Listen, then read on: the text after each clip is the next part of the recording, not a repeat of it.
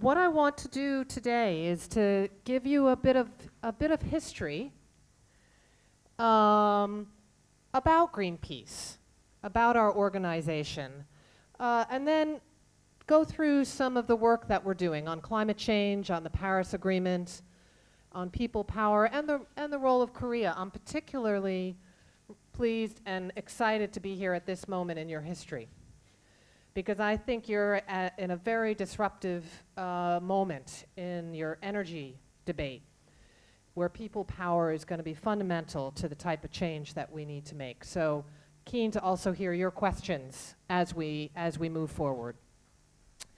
So Greenpeace is an independent global campaigning organization, and we work to change attitudes, to change behavior, to protect our environment, and to promote peace. And our history is really all about people power. And it started actually back in 1971. These guys, they were campaigning against nuclear testing up around Alaska. And they got in a small boat, and their aim was to stop nuclear tests off Amchitka Island by going into a restricted area. And you know, you talk about our tradition of bearing witness, which is to bring attention peacefully through something and to work to stop it.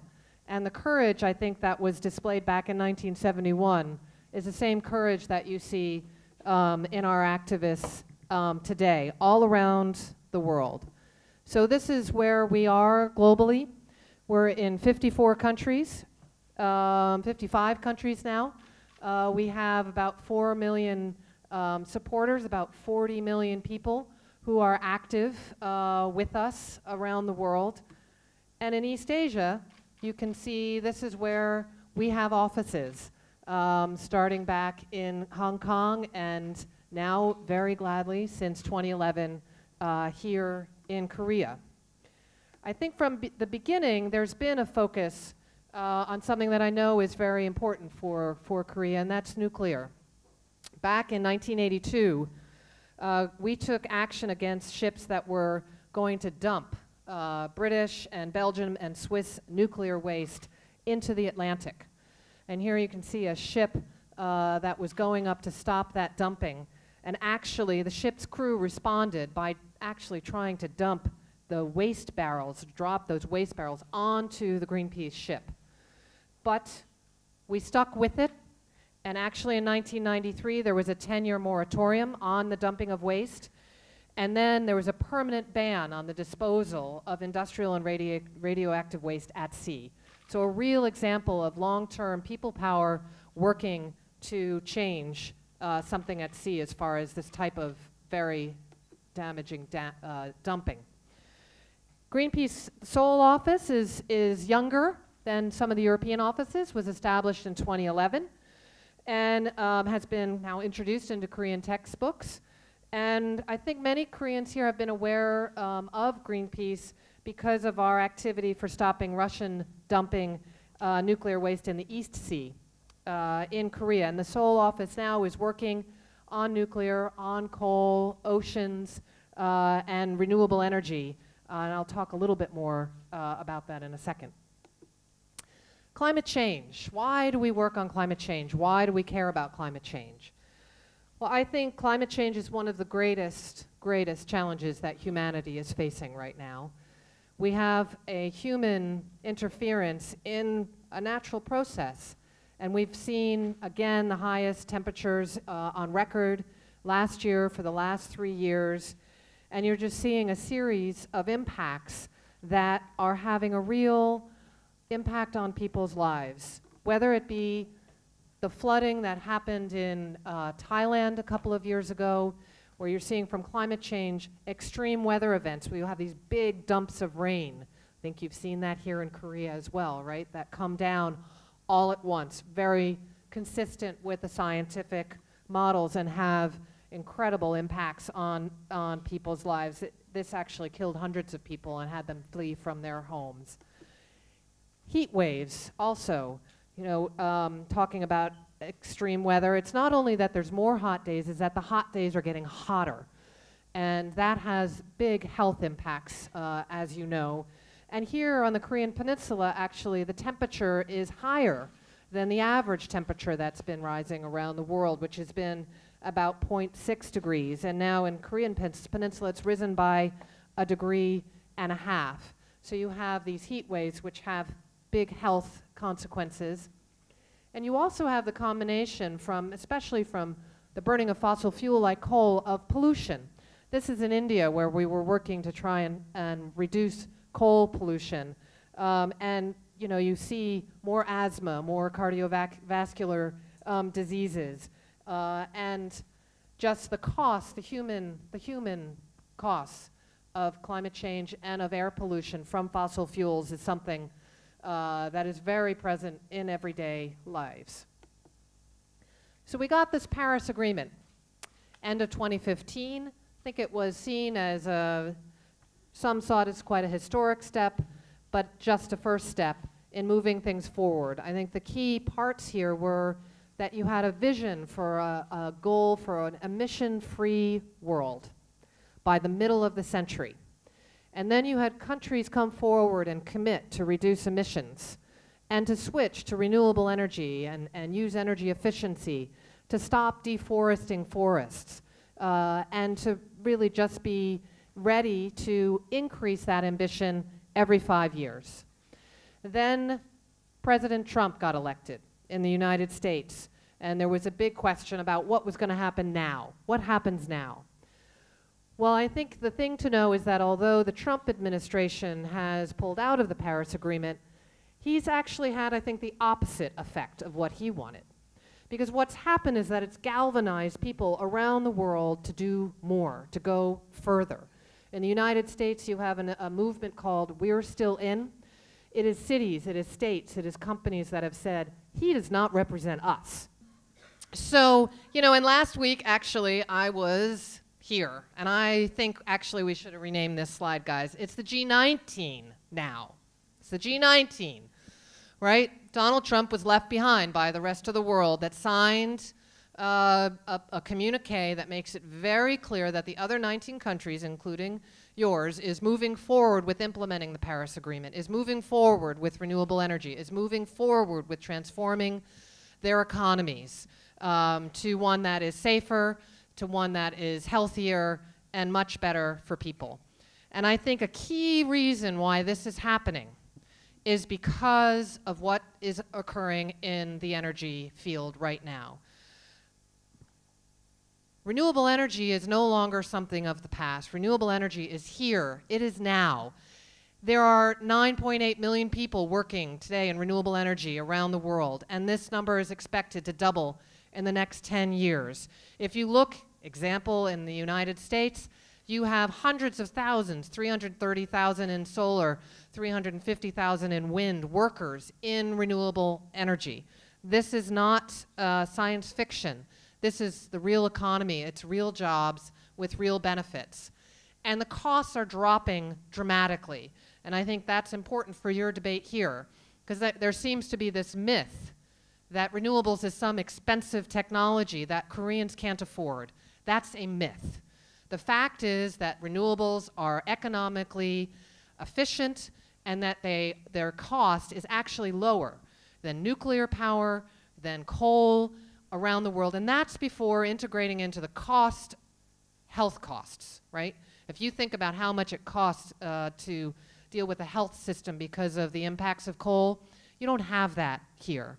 So this is what's happening in key countries around the world, and it's not going to reduce economic growth, it's going to grow the economy in the future, and I think that's a key piece that I hope you can take home with you today, so that when you get into discussions about this energy plan that's happening in your country, you can say, wait a minute, let me tell you about some facts from the literature and from other parts of the world about what's happening. You know, and it brings so many welfare benefits as well. And you know, solar jobs in the US are growing 12 times more than the economy as a whole.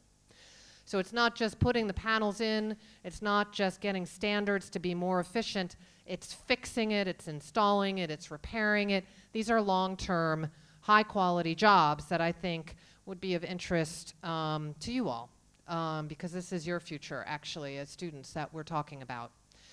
And it's also really important because we no longer have to look at building big nuclear or coal plants in countries where there is no electricity. 300 million people today have electricity access through off-grid renewables. And you know, there's 400 million people, think about that, in India who have no electricity. But now with solar, they can get that electricity so that their kids can study at night and go to school, so that they don't have the air pollution that I know you know about from coal, and that it's affordable. And this is the type of partnership that we need to move forward. And this is all not just happening out of the blue without anything behind it. There's, you know, just so much that's occurring. And it's really people power that's behind this movement for an energy transformation. You know, and I've seen photos and I've read about what happened here and the student protests that happened here at your university.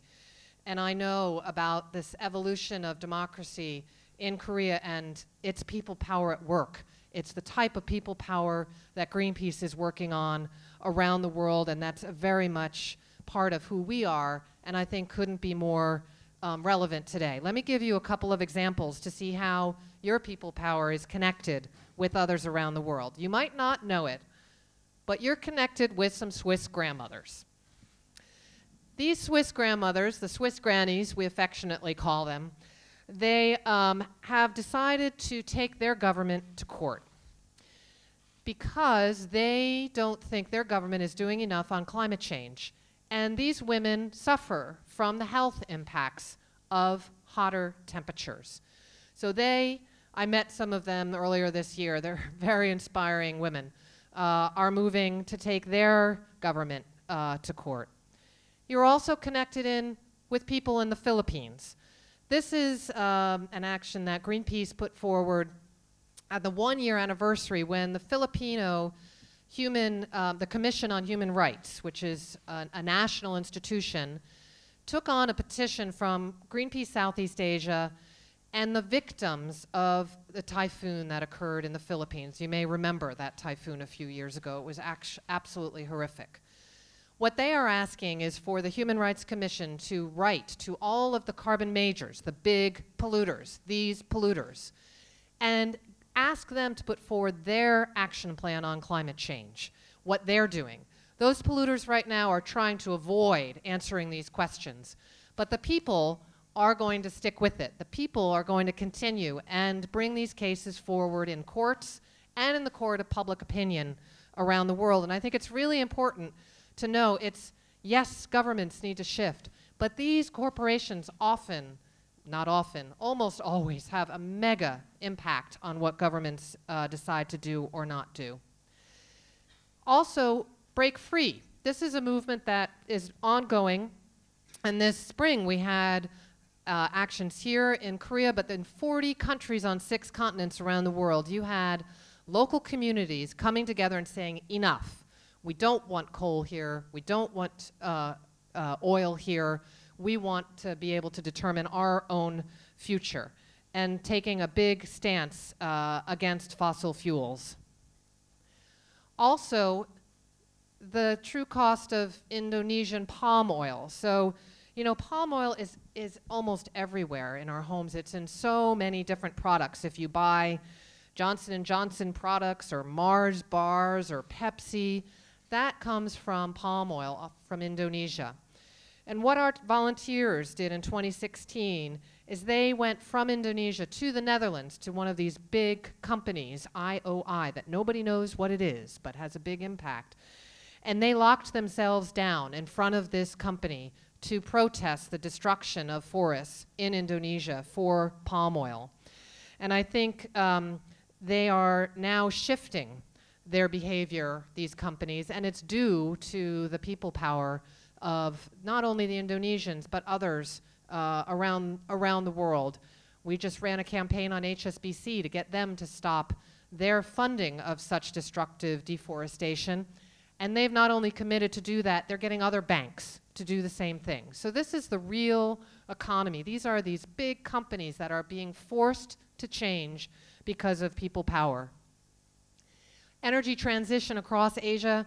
Our offices in India, in Indonesia, in Japan, in Australia, and even in China are working hard to reduce coal use in those countries because of air pollution, but also, of course, because of climate change. And there you really see the energy revolution moving forward with big investments in renewables and even big divestments from fossil fuels. One of the big Norwegian sovereign wealth funds, the Norwegian Sovereign Wealth Fund, has actually decided that they're not going to invest in any company that made more than 30% of its profits from coal. This is a shift of the trillions that is going from fossil into clean, and it's happening all around the world. Our finance experts alone stopped more than $2 billion going into the coal industry. I can tell you some stories on that one. But it's not only studies. It's science and understanding.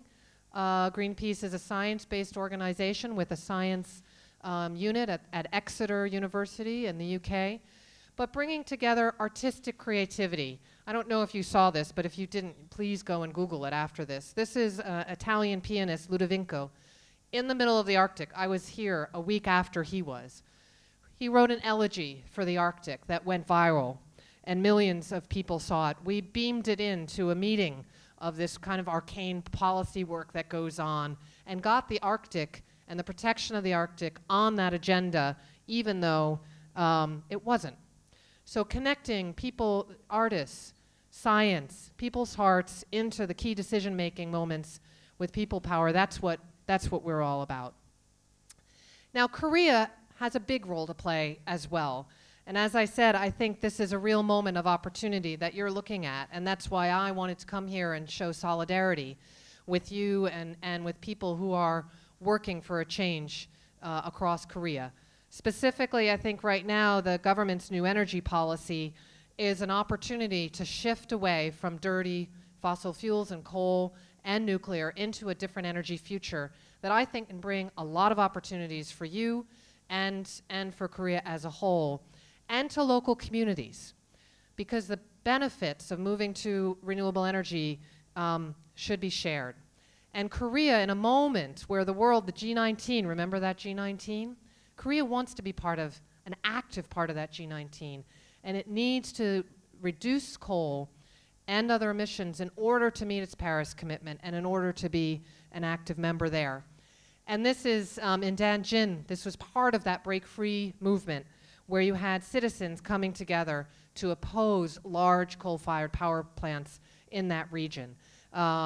Really amazing and inspiring, and the people power that I think is already making a difference on the provincial level, and now we need to connect it into that national level debate that you're having. We also are active, as you know, on the nuclear issue here in Korea, and we're working to get 5 and 6 canceled and get down to 0 plants. This is signifying actually a case that we've now brought suing the national regulator to actually cancel the permit. We just think that there needs to be more public participation in this debate, and actually there was not a sufficient analysis of the risk of this cluster of projects, and the risks are just way too high. So Korea is very important because we need to move away from dangerous nuclear power.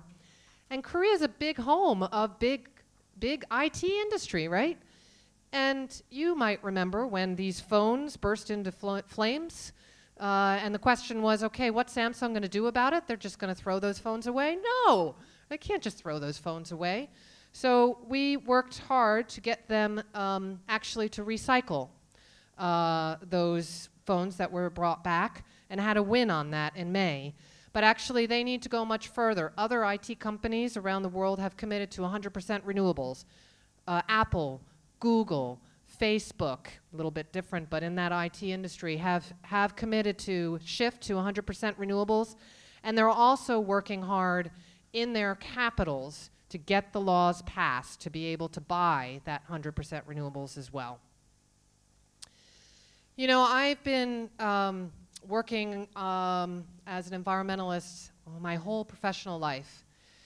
And I just decided that to get involved because I can't not get involved. If you look at what's happening around the world and you know that we have actually an alternative to have a different future that doesn't damage the planet and its people as much as it does, I just felt this urge to be part of a movement of other people who were trying to make change. Because I don't think that it's right. It's just not right that those that have a lot of power and a lot of money are able to determine the future for millions of people. So I feel very honored to be part of Greenpeace, to lead Greenpeace, to be part of our movement, and to have, I couldn't have imagined when I graduated college that I could actually have a job doing what I love, doing what my heart tells me. It's a huge privilege, and it's one that's available to people who want to go to you if you're interested in going in this direction. So let me say 감사합니다. And I wanted to, I hope that you get a little bit of a sense of what Greenpeace is about, and that Greenpeace is about the people. It's a big vehicle for people to take action. So maybe if I can ask, actually, we have a bunch of our Greenpeace staff here from the Seoul office to stand up so that people can just see who's here. Come on, guys. Stand up so you know who's here. Yeah, so you can know who to talk to later on. And I also want to say a huge thank you to our supporters who are here. Without our supporters, we are no one. We are our supporters. And Greenpeace doesn't take any funding from industry or from government. So that means that whatever people are able to give us, that's why I'm here. That got me on a plane to come to Korea to speak with you. So thank you for your support, and I look forward to the discussion and to making the type of future, and not just the future, let's talk more present, to make today and this year the year that we need it to be for Korea and for the world. Thanks very much. How do you feel to be the very first guest invited to our program? How do you feel? I feel honored. I feel very honored.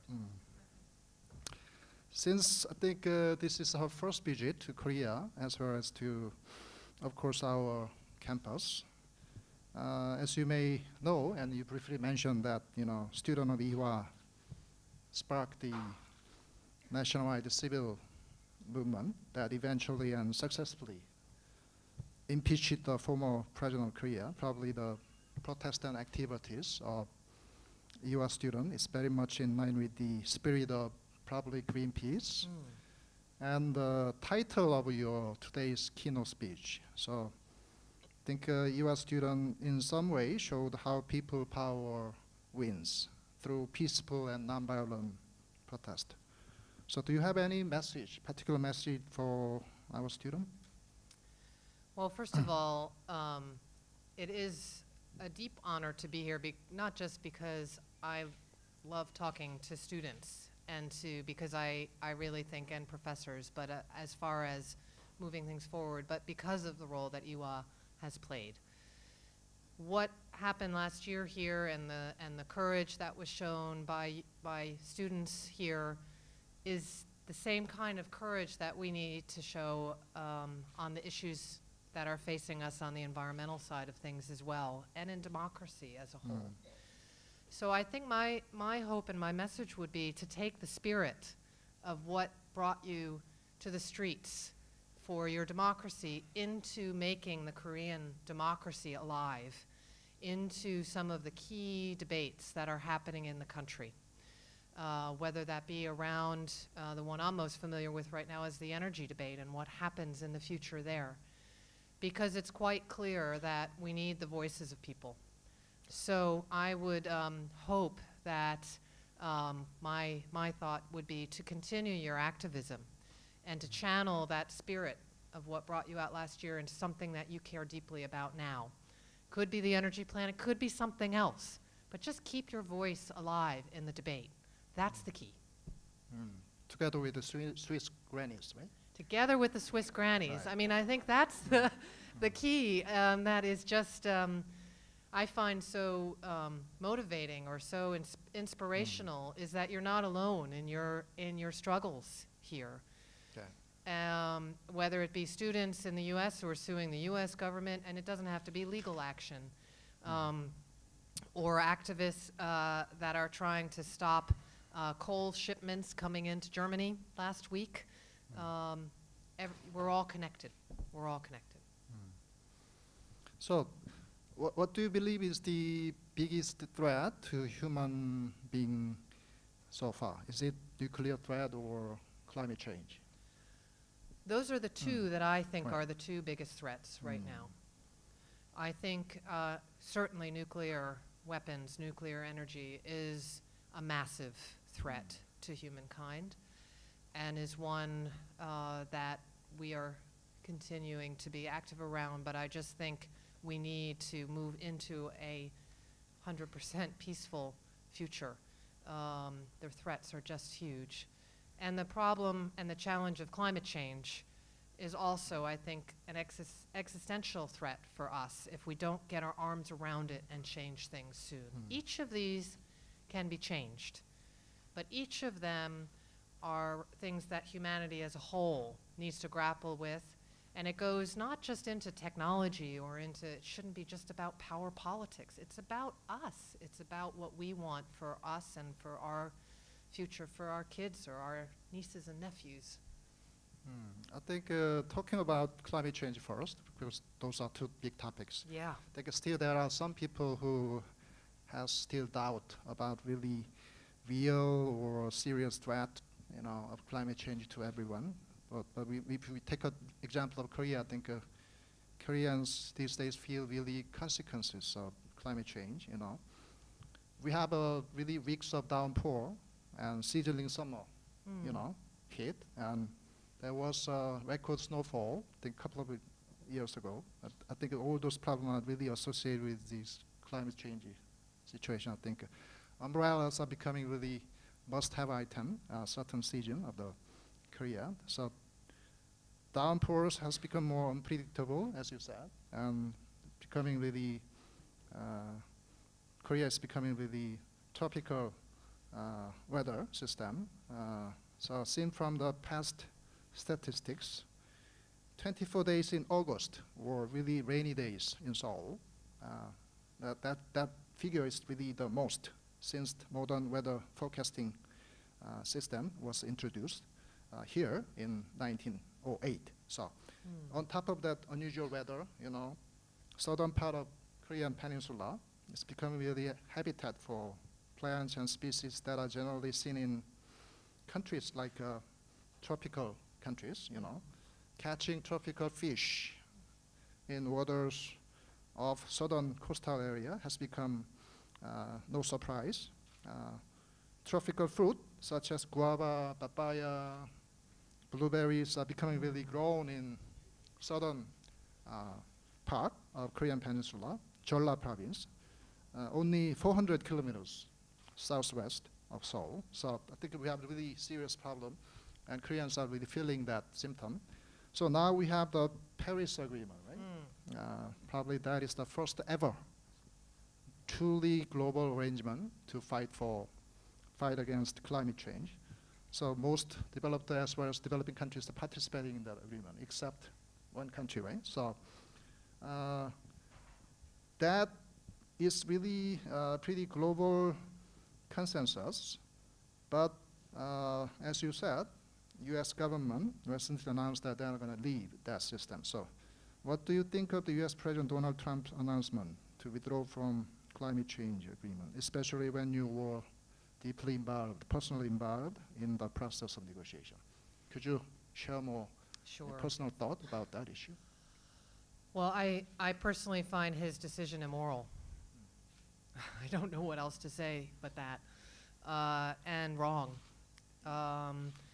And I can, for a whole range of reasons, because I think it's really just reacting to a very small but very powerful industry, the coal industry, mostly in the United States, that's trying to hold on to the past and is holding back other Americans who actually are very much want to move forward from being part of, you know, this global movement. That's what he's trying. But actually he's not succeeding because, you know, what I feel about it, it's a rather unusual situation in a way, because you had a president like this, the United States, so in a speech that was so full of inaccuracies, I would even say lies. I've never said that about a politician before, but I have worked in this field for so many years that as he said them, I knew that they weren't true. And insults to other countries, that he's galvanized actors in the United States. Like, I don't know if you, one of my heroes after the speech was the mayor of Pittsburgh. Pittsburgh. Okay. Because President Trump said that he spoke for Pittsburgh and not for Paris. But he forgot to check, because Pittsburgh actually supports 100% renewables. And Pittsburgh has signed on to implement the Paris Agreement. So I think the thing, especially for people in other countries to know, is that yes, this is the president. He's driven by a very small group, that it's about interests of the coal industry. It's also a worldview. I think with what the Paris Agreement to me represents is international cooperation about one of the big challenges of our time. And it's finding a way of countries to work together to move forward. And what this administration is looking at is competition. They're trying to divert that. And that's why last week at the G20 was so important to move forward. And I expect, as you watch in the coming months, and that's why also I think the provinces and the cities here are so important. You will see US states like the state of California. They'll be in Germany at the International Climate Meeting this November. Because that's the 6th largest economy in the world. Those are the real voices of the United States on climate change, not Donald Trump. That gives me hope. So how can we make America come back? You know, do we have to wait for president impeachment or do something else? Well, if you can help, no, I'm just kidding. Well, I think the thing to do is to work with Americans that do want to have action. So if you're looking at shifting into renewable energy in Korea, there's lots of American states that can bring experience. You know, talk to Iowa, has almost 40% of wind energy in the state of Iowa. Talk to California. You know, like I said, big economy, moving into zero emission vehicles.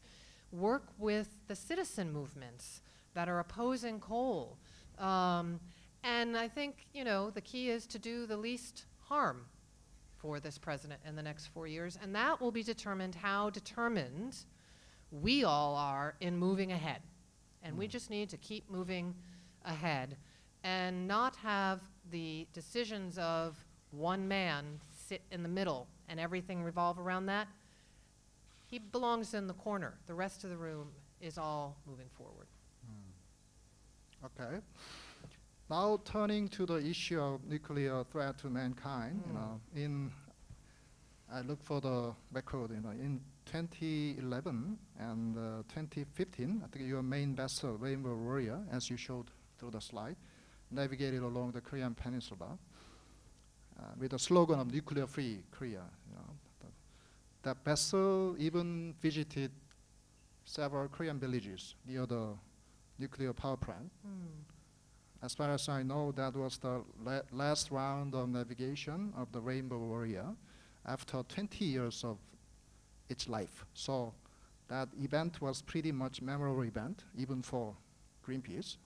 So after all of this effort by Greenpeace, now finally Korea has a new government led by President Moon Jae-in, and he finally announced that he's gonna adopt really new paradigm of energy policy that plans an exit from nuclear/traditional energy industry like coal and an expansion of renewable energy up to 20% by 2030. So how do you appreciate President Moon's energy transition policy? Well, I think we see it as smart, pragmatic, and in line with where many countries are going. So moving away from risky energy like coal and like nuclear, it makes sense. And the way that he is talking about it is that it will be this kind of gradual phase out and bringing in renewable energy at the same time. So I think that, and I hope that he got some inspiration from other countries when he was at the G20 last week. G19, right? G19, you got it. Some say that Korea has low potential for renewable energy, and renewable energies are not reliable, there's chance of blackout, and with renewable energies, electricity will cost more. So in terms of cost efficiency, probably traditional, fossil fuel-based energy will be most cost-effective. What do you think about that kind of response? I think it's a view from about 10 years ago. And the thing that has been quite surprising to me is that Korea is such a technologically advanced society, but your energy system is very much from the past. And I think if you look at, let me take each of your questions. If you look at the potential for renewable energy in Korea, wind and solar, that's the type of renewable energy we are talking about. There's recent studies from a Korean think tank that you have 22 times the potential in renewable energy than what you had actually in the whole electricity consumption last year in Korea. So it's not a question of technical potential. That exists in Korea. And it's not a question of cost, because actually what you're seeing around the world is a dramatic drop in cost in wind and solar, to the point where I was mentioning it's cheaper in many countries than nuclear, and very much so in coal as well. And if you combine that with energy efficiency, where you see so much potential in Korea for energy efficiency, it's a smart and pragmatic approach to moving forward. And Korea, in a way, has the opportunity to benefit from coming into this a little bit later, because other countries like Germany have actually worked hard to drive down the cost. And so I think if you look across, Germany is not a country without heavy industry. Germany makes steel, they make cars, they, all of those types of made in Germany, serious economy, They have 31% renewables right now in their grid, and they're going to 80% by 2050. They have 50% of that renewables from people that own it. So they share the benefits of that renewable energy with local communities, because I think there's some questions here about kind of, do the benefits go to people or do the benefits just stay with the corporations? But you can have models to move that forward. So by coming in a little bit later, Korea can really benefit from it, and there's much more to be done. So if you can shift some of the mindsets and the research money that's going in, Korea could actually be a big part of the solution. And it's not like, these aren't small markets. But I think instead of producing steel for heavy cars, produce steel for wind turbines. That's the future. Okay, thank you very much. Talking about North Korea a little bit. North Korea is doing nuclear tests continuously, more than 5 times since October 2006. Do you have any message to Pyongyang? Any plan to protest? Well, we condemn all use of nuclear weapons, of nuclear testing, of nuclear power, and we condemn it. So we are, I would bring a peaceful message there, because I think that's the only way. That's the only way forward. Thank you very much. About Greenpeace as an organization, or your life in that organization. You know, now many people here may be curious about Greenpeace as a organization and its more activities. Some might be interested in even giving personal donation, but as you briefly mentioned, Greenpeace is well known to raise funds from only individual supporters and foundation grants, excluding funding from any government, industry, or even corporations or political parties, right? Have you encountered any major problem with that policy? Why is it very important? Haven't, quite the contrary. I think it's fundamental to both who we are as Greenpeace, because we are independent. You know, we speak for our supporters, and our supporters share our mission. So I don't have a little company sitting on my shoulder telling me what to say, or a little government saying, you know, don't you really want to promote that technology? I don't have any of that. And I think it is so fundamental because of debates that occur in places like Korea, where the interests, the financial interests, are so large. I mean, think about the financial interest in nuclear power here. Think about the financial interest in coal power here. And so we're able to say what we need to say, what we want to say. We're able to do what we think is needed to be done. And that is a tremendous privilege and gives us a lot of freedom to be able to take the type of actions that you saw on the screen to bring to life what's really happening in the world, to go beyond the studies and to actually show with real pictures what's at stake with the activists. And that kind of independence is the base for all of that. Okay. Although you said, and everybody knows that Greenpeace is based on peaceful and nonviolent protest, you know, approach, but some may perceive, you know, Greenpeace activities as a little bit controversial. You know, sometimes activists are even putting their lives in danger, and very clear danger, and some other people who are watching or want to help might try to save them, then their life is also in danger, right? So some people might say that such publicity stunt type of action are a little bit irresponsible. How do you respond to that? Well, I think the thing that one needs to understand is that nonviolent direct action is actually a very big part of who we are. It's one of our values. And I think we gain great inspiration from, in my country, the civil rights movement, right? The people who sat, the African Americans who sat at the counter when they weren't allowed, it was illegal for them to sit at that counter and be served.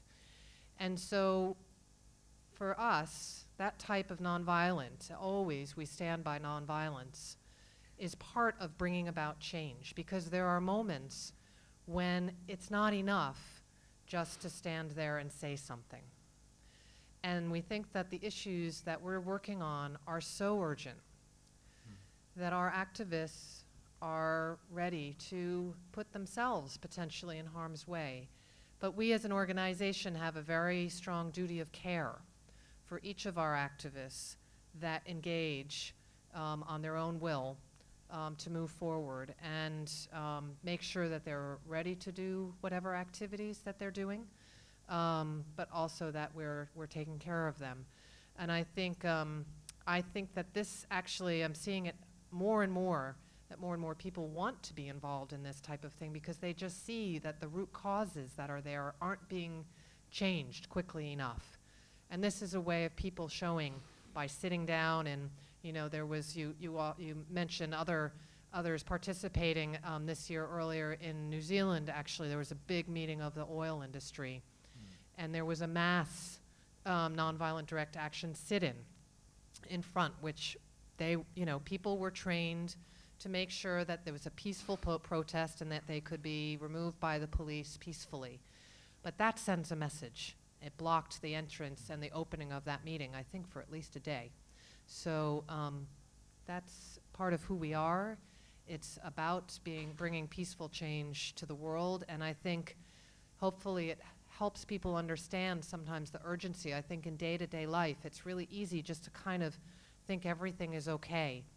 And then if you see someone hanging from a bridge, you think, whoa, if that person's ready to do that, there really must be a reason for why he or she is ready to move forward and take that kind of action. And we hope that that can help bring about some change in people's hearts as well. Please take care of yourselves. We will. We take good care. I think we have a lot of students here, U.S. students as well as foreign students who are participating in global summer programs. So I think there could be many potential student activists who want to join the NGO, environmental NGO like Greenpeace. So what should they do to prepare for such a career? What is needed for such a person to be a lifelong activist like yourself? I would say just a clear mind and a strong heart. Everybody can be an activist, and you can do it in your free time, or you can decide you want to do it as part of your life like I've been fortunate enough to do. And there's, you can start as an intern in Greenpeace around the world in different offices. You can start as an activist. Our volunteers are so important as well. If you want to learn a little bit about how Greenpeace works and see what it's like to be part of Greenpeace, become a volunteer. Or just follow us on Facebook. Check out our social media. See what it's like. See if it speaks to you. See how you can be part of something like this. So there's different ways of participating. You can decide you want to do it all the time, but even if you give an hour, gosh, that's great.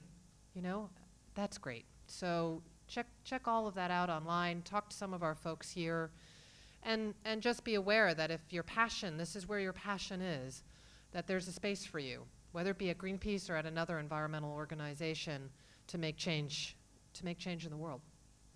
Thank you very much. You are the first female executive director of Greenpeace. So you are at the Global Center of Feminism here. So what kind of organization is Greenpeace for, particularly women's life? I think, well, first of all, women and girls here in the audience, let's go, right? Yeah. We need more women leaders out there, whether it be in environmental organizations, whether it be in corporations, whether it be mayors, whether it be heads of state, UN institutions, you name it. Greenpeace is a great place to work for women. We have about half of our staff, about 49% of our managers' positions are filled by women in Greenpeace around the world. That may increase over the coming years. But I think that, the model that Bunny McDiarmid, my international executive director, and I are working towards is one of shared leadership. We think that shared leadership is needed not just at Greenpeace, but it's needed really around the world. It's needed in every person can be a leader in what you do. And so I think whether that's a woman's thing or not, I think that's what we need to move forward. And I hope that by our becoming executive director that we can provide examples that, my mom told me I could be anything I wanted to be. So I'm telling you all, women in the audience, you can do the same thing. Thank you very much. You've mentioned Donald Trump, and I feel like, I'm sure you're aware because of Citizens United in America. Yeah. And I feel like, I may be wrong here, but I feel like the politicians are bought by corporations, and I'm very concerned they're not interested in serving the people, the constituents that have elected them. And so I don't think the problem is just Trump administration, because I don't feel like Obama administration did enough either. So I'm sort of political junkie and I pay attention to these things. And I'm just wondering, how do you deal with like greedy politicians that are bought by corporations, and if the peaceful demonstrations don't really work because they're not interested in serving the public? Right. No, And great making question. Right. ethical decisions. Politics is always I mean- problem. Yeah. We have to change the system. So I also am deeply concerned, and I lose sleep as well over this, because it's not only an issue in the US, as you know, it's an issue, money in politics is a problem in almost every country around the world, and it takes different forms. It takes forms of corruption, it takes form of how elections are funded. It takes many different forms of, you know, having a revolving door where industry then goes into government and then back out again. And I think what we need to do, and what we are doing, is work in much broader alliances with others. So you mentioned the US and the Citizen United case. We have to, basically that case needs to be overturned, and we need to get campaign finance reform, you know, very quickly. And so before the election, obviously it wasn't successful yet, but there was a very broad movement of civil rights activists, labor unions, environmentalists who worked each because of our own cause to try and change the campaign finance laws in the United States. And I think it's more efforts like that that are needed.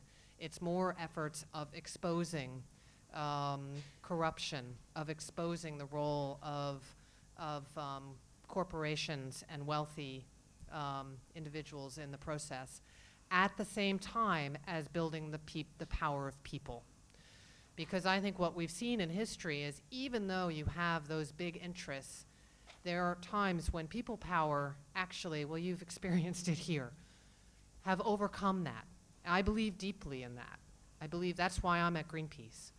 So I think the thing to do is to be active, local level, national level, to build the power against those interests, because in the end, the politicians, you know, can't stand up to that kind of people power, and you then start seeing the change. Go ahead. Thank you. I am 4th grade in elementary school, Really? and we don't learn things about Greenpeace or any other things that we can help. Like we can help like polar bears and things like this. A lot of things. We don't learn about those things. So what can I do? Seriously, I think what you could do is talk with your friends. And then with your friends, talk to your teachers, talk to your principal, talk to your parents, talk to your neighbors, and tell them that you want to learn about this stuff, that it's important for you, that you care about it. And then join a local Greenpeace group or a local environmental group that's close to where you live, whatever's close by that you know, and then do stuff. Just pick up stuff. Like if there's some, I have friends who, if there's a lake by you or anything that's polluted, go and clean it up. Just do something. And then tell people about what you did. And they'll be so inspired. They'll be really inspired by it. And there's lots of information out there. So let us help. We'll get you some information, and then you can be an amazing activist. Hi, I am one of the Korean members who support Greenpeace. Awesome. First of all, I'm pleased that I can listen to your speech here. What and when was your motivation that you have started being interested in this global environment? And also you are leading by example. So what's your small actions that you are taking on your routine? Two great questions. So I studied actually international affairs, politics and languages, because I was very committed and believed that we need more international cooperation to solve problems. And about the same time, my sister, who is an environmental professor, started talking to me about what was going on in the environment.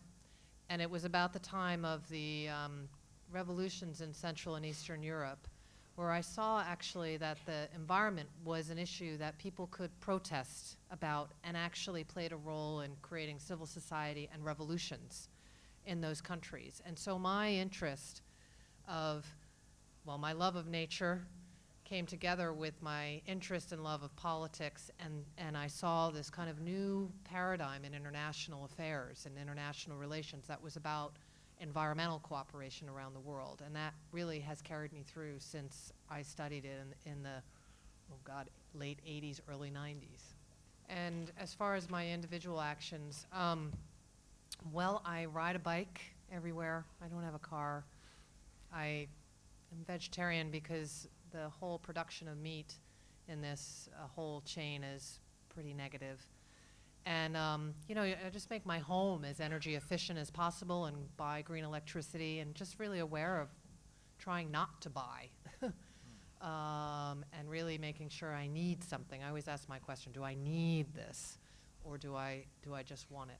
But try and reduce my carbon footprint, and I depend a lot on video conferencing with my family.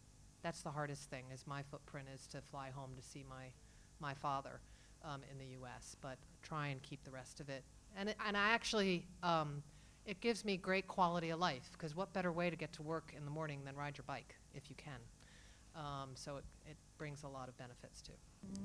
안녕하세요. 우선 먼저 만나 뵙게 돼서 매우 영광이고요. 제가 드릴 질문은 두 가지인데요.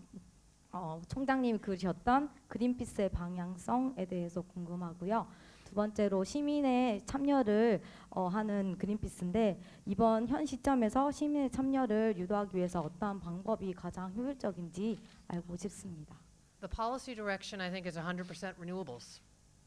We hope to have as many as one issue, so cities, states, countries, more and more, and companies sign up for 100% renewables and shut down old coal-fired power plants and nuclear. So that's a key policy campaign to break free from fossil fuels that we have here in Korea, but not only here, all around the world. We're also working in a whole range of different issues, but we're working, for example, to get a global treaty to preserve the world's oceans, protected areas. You wouldn't believe it, but oceans aren't protected. So we're working through a global negotiation, and also in different countries, to stop either oil drilling or overfishing in the world's oceans, so that they're preserved as well. And I think most practically is just to check us out online. Either talk to someone here, or check out our Facebook or our social media. And there are a number of tools there, either to participate in a Greenpeace campaign by being active and supporting, or to start your own thing that you feel strongly about. So that's, or come and talk to us and volunteer. Lots of different ways. My name is Kim Yoon-young, and I'm currently a sophomore attending Ewha right now. Because Ewha Women's University is the largest women's university in the world, the students' greatest concern, one of the greatest concern, is breaking the glass ceiling. And you just said that 49% of top managers in Greenpeace are currently women. And I heard from Sheryl Sandberg's TED lecture that in nonprofit aspect of the field, only 20% of women are in the top manager position. So I think that it's really admirable and really surprising that Greenpeace actually has had the women in the top position. So I want to ask you if there's a reason behind it, like there's maybe a systematical support for women to encourage them in higher position, or yes, if there's any. I think one of the drivers is we've tried to focus quite a lot on diversity and inclusion. And although we don't have set quotas, when a management team across in one of the 26 national regional offices is being put together, I think there's very much of an awareness of the gender balance in that, not only the gender balance, but also diversity across faiths, diversity across sexual choice, diversity also around class. And so I think that has built an awareness in the organization. But I actually think there's more to be done at Greenpeace. And I think Bunny and I are working on that with men and women leaders at Greenpeace and encouraging other nonprofits to do the same. I think it can be anything from, there are times when I think it would be good to have more set quotas where there are no women in management teams, and we do have some places where we need to work on that. But also that we try and really look to see in some of the leadership training programs that we have that there's a balance there. So in some ways it's just really paying attention to it, and also making sure that we create a culture where everybody's heard, and that there's more listening and cooperation that's going on. And I think that fosters good leaders, whether they're women or men, but I think that's an important piece as well. 저의 질문은 두 가지인데 첫 번째는 환경 운동을 하며 어려운 점은 없었나요? 두 번째는 어려움을 어떻게 이겨냈나요?입니다. 감사합니다. Yes, lots of challenges, I think. Let me see if I can think about, well, since I'm at a women's university, maybe I'll tell a story about being a woman in an energy field, which is very, very male. There are lots of men around. And I found it sometimes very hard to be heard. My views weren't being taken seriously. This was in the US when a law was going through, and we were trying to get a law on climate change to go through the national parliament. So what I worked to do was, well, first of all, be 10 times better than any man that was in the room with all of my arguments and everything else. And then I teamed up with a local group that had a lot of members that were then starting to call the members of the parliament to tell them that they agreed with me. And so then it wasn't just about me or my organization, it was about all of those people. And step by step, we got more and more members of parliament to join that law to move it forward on the environment. And so I had a lot of lessons. Make sure you have your facts straight. You're really good, can argue well, but make friends and build alliances and get them to come with you. Hi, I'm Amy, and I am working at the energy field, which is the male thing. Yeah. And then actually it was so shameful to see the slide that you showed, the polluters, which they were our customers, biggest customers of ours. So it was quite shameful on me today, but it is really honored to see you here. So it's still a good day, I guess. And my question is, you will need so many advisories from all other different fields, like not only the politics, also the science, because I looked up the website of Greenpeace, and there are so many informations on the sea science, how can I say?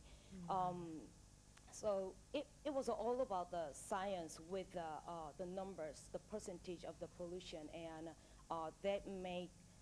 that's persuading the people actually. So I wonder how you can take the advisories from all other fields. So first of all, your skills are immensely valuable, and when renewable energy, as it takes off here, there will be a job for you in a different company that you feel good about. So stick with it and just keep your eyes open, because I think the skills that you have working in your field are very applicable, and your know-how and knowing how those industries work is really important then to be bringing in clean energy into Korea. So that's my first comment. You're right. I mean, we do need to know a lot about different fields, and I think we manage that in 3 different ways. First of all, we have experts that work for Greenpeace. We have PhDs, we have lawyers, we have technicians, we have engineers, we have a lot of in-house expertise. Second of all, we have a science unit at Exeter University with a group of experts, the PhDs as well, in the different fields that we work in. And they keep their eye on the literature.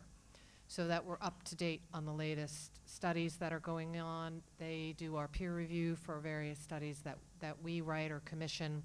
And third, we partner, like the partnership we're starting here with the university, with IWA, and look for how we can benefit from the research that's happening out in the field as well. And that helps us, and then we need to stay focused because there's so much going on, so really quite clear on what we need to know, but it's an important foundation for what we do. Hello, my name's Taewon, and I've been contributing to Greenpeace Korea for about 2 years, and thank you. It's an honor to meet you. Wonderful to meet you. Yeah. And I have 2 questions. The first is, are we going okay at this rate of transition to renewables? So, okay as in, are we going to be able to live our daily lives without gas masks in like 2050? And is the transition rate to renewables at a speed in which we can do that? Or do we need to take drastic measures to change things and we need to be shocked now? And my second question is, I'm wondering if you have any projects that you have personally been very indulged in between all the projects at Greenpeace. So there's like PVC and whales and renewables, right? So yeah, that's the 2 of my questions. Great question, your first question, and my answer is not yet. It's not fast enough yet.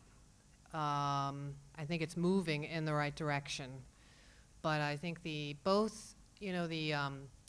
rate at which you're improving efficiency per year needs to be 2, 3, 4, 5%. So that's has to go together with the renewables piece, because you're not going to be able to just shut down all the coal and just build renewables and be okay. You have to save a lot of energy. And I think there's some countries that are doing and industries that are doing better on that, and there's some that are doing worse. And I think Korea could do a lot better on that one, and it would be so beneficial for so many different reasons. And on the renewable side of things, I mean, the pace of change is pretty dramatic right now, and I really, if you read the conventional literature on this stuff, they say we're in the middle of a disruptive energy revolution. But it needs to be faster than it is today. So we basically need in the next 18 years to not be developing any more. Well, we need to shut down existing coal, and then we need to stop any drilling, any extraction of fossil fuels if we're going to have a chance to avoid the worst impacts. And in order to do that, we need to scale up renewables more quickly. Can give you some studies on all that stuff if you're interested. And just quickly, well, first we have to stop the Stanjin coal-fired power plant, right? That's clear. So I feel very personally committed to that. And second, you saw a picture of me up in the Arctic. Well, we're taking Norway, the people are taking Arctic oil to court. We're taking the Norwegian government to court because they have issued oil licenses in the Arctic, even though it's against their constitution. And that court case is coming in November. So keep your eye on that one, because we just can't have oil drilling in the Arctic right now. 첫 번째는 이게 독립기구로서, 그린피스가 독립기구로서 결정권을 갖는데 굉장히 큰 어려움이 있었겠다라고 하는 건 이야기를 통해서 알고 있겠는데요. 이 결정권을 조금 더 확대하기 위해서 어떤 노력을 하고 있는지 그게 좀 궁금하고요. 예를 들면 국제 조약을 통해서 그린피스의 활동 내용을 펴야 되는데 시민과 국제 기구나 정치 권력자들과의 관계에 어떤 힘의 내용이 필요할 것 같아요. 어떤 노력을 하고 계시는지 궁금하고, 이화여대 측의 질문은 엄마이기 때문에 교육적인 측면의 질문을 할 수밖에 없습니다. 이 그린피스라고 하는 활동이 사무국을 통해서 시민운동으로 지금 진행이 되고 있는데, 저는 작은 중소도시에서 온 엄마거든요. 이런 내용이 실은 관심을 갖지 않으면 알기 어려운 내용이 있고, 앞서 질문했던 초등학교 4학년 학생의 질문 내용처럼 어떻게 해야 되는지 잘 모르는 경우들이 실은 더 많아요. 근데 이제 질문이 끝날 때마다 교수님께서 이화여자대학을 와라. 그러면 해결될 수 있겠다. 그런 뉘앙스랑 말씀을 하셨는데, 이 많은 중소도시 혹은 뭐 읍에 있는 학생들에게도 이런 활동을 알리기 위해서 어떤 조직적인 노력이 좀 필요할 것 같은데, 이화여대에서 정책적으로 저는 이미 50 가까이 살았기 때문에 조금 덜 쓰면 돼요, 실은. 근데 이제 앞으로 살아야 될 아이들에게 환경교육 혹은 지구를 지키기 위해서 큰 주제를 가지고 지구를 지키기 위해서 너희들이 노력해야 된다라고 할 때는 체계적인 교육이 필요하다라고 생각합니다. 그 첫 번째가 이제 공교육인 학교에서의 교육이 필요할 것 같은데요. 그런 정책적인 노력들을 실제 하고 계시는지 좀 궁금합니다.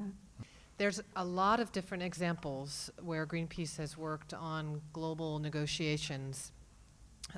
We just celebrated, actually, and the preservation of Antarctica, which was an agreement of non-exploration of Antarctica. We were some of the first people working on a global agreement on climate change for many years, and similarly on the ozone hole, and now we're part of this high seas negotiations. I think the most important thing to know is we have a little team that are experts that are inside, but the reason why we're effective is that we're linked in with the activists on the outside. And so the reason why I think Greenpeace has been effective in influencing those negotiations has been because of the people power that we bring into the hallways. So we don't just let some backroom deal get cut. We actually shine some light on it and get some pressure coming in from the outside. But lots of different examples. Yeah. 네, 저희 부분에 대해서 말씀을 드리겠습니다. 저희가 이제 지방이나 이런데 아주 그 바이브런트하고 그런 젊은 학생들을 좀 이렇게 교육을 시키고 환경 교육을 좀 시키고 이런 프로그램을 사실 만들면 굉장히 좋을 거라고 생각합니다. 그래서 에코과학부나 국립생태원 그쪽에 이제 저희 조직이 있어서 그런 교육을 좀 하고는 있습니다만은 사실 지방에 이렇게 좀 속속들이 가면서 그런 정도로 이제 프로그램을 운영하지 않고 있기 때문에 지금 어머니께서 굉장히 좋은 아이디어를 주셨기 때문에 조금 더 이 지방에 있는 학교와 이렇게 협력해서 그런 프로그램을 좀 많이 만들어야 되겠다 그런 생각을 했고요. 국제적으로는 유럽도 가고 미국도 가고 하면서 여러 가지 그 액티비티를 홍보하고 이런 활동을 많이 합니다만은 국내에서 좀 지역사회와 이렇게 인게이지먼트 하면서 그런 활동을 하는 게 앞으로 상당히 중요하다. 그런 걸 리마인드 시켜서 상당히 감사하게 생각합니다. Ladies and gentlemen, this program was the 이화 Dialogue with the global leaders, hosted by 이화 Women's University of Seoul, Korea, and we had wonderful and very much insightful dialogue with Jennifer Morgan of Greenpeace, genuine global leader. So we will have another dialogue with another excellent global leader soon. So until then, have a nice Greenpeace. Thank you very much. Thank you everyone for coming.